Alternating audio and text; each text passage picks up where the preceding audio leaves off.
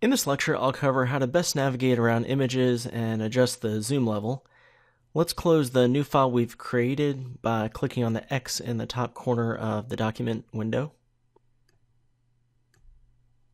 If you don't have a JPEG image and want to follow along in this lecture, go to goodcreativeacademy.com and click on Support Files. Navigate to this course and download the support files and decompress the zipped folder.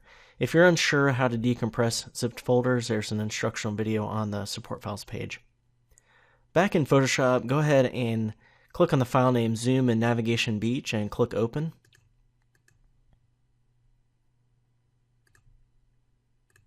Or to use the quicker shortcut, press Ctrl-O on the PC or Command-O on the Mac on the keyboard.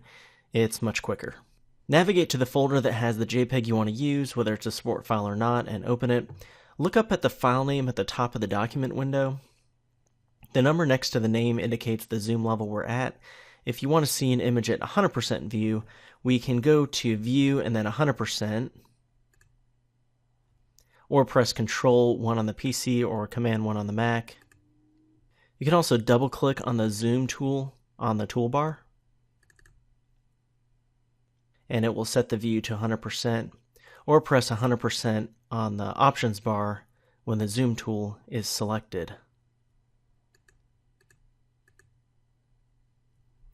We can also use the zoom tool to zoom in and zoom out. If scrubby zoom is checked on the options bar, then we can click and drag left and right to zoom in and zoom out. Notice that we can start to see the actual pixels in this image if we zoom in enough, because JPEGs are raster, not vector images. If scrubby zoom is unchecked, we can click and drag an area to zoom into. Try clicking Fit Screen and Fill Screen to adjust the zoom as well. While all of these ways to zoom can be helpful, I prefer to use the keyboard shortcuts within my workflow. Press Ctrl on the PC or Command on the Mac and press the plus and minus signs on the keyboard at the same time. This will zoom in and zoom out as well. It can be handy, especially when another tool is selected. If we double click the hand tool in the toolbar, it will set the view to fit screen as well. With the hand tool selected, click and drag on the image after zooming in. And you'll see that we can move around the canvas using this tool. Of course, we can also use the scroll bars on the bottom and right hand side of the canvas to scroll through the image.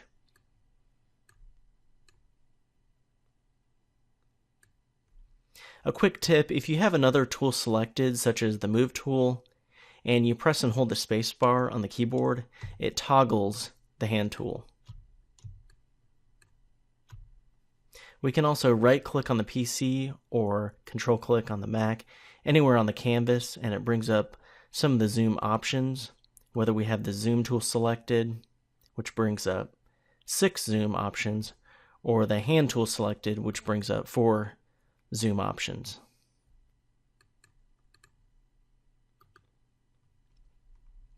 Another way to zoom in and zoom out of a canvas, as well as navigate around, is to use the Navigator panel.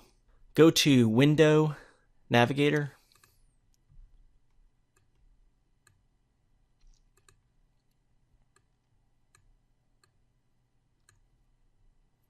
This slider adjusts the zoom level, and we can click and drag the box to move around the canvas while seeing the entire canvas at the same time. This is helpful for large images where we want to see the entire image but navigate easily to specific areas. So as we have seen, there are many ways to zoom in and out and move around in an image in Photoshop. Next, I'll go over screen modes and toggling in between them.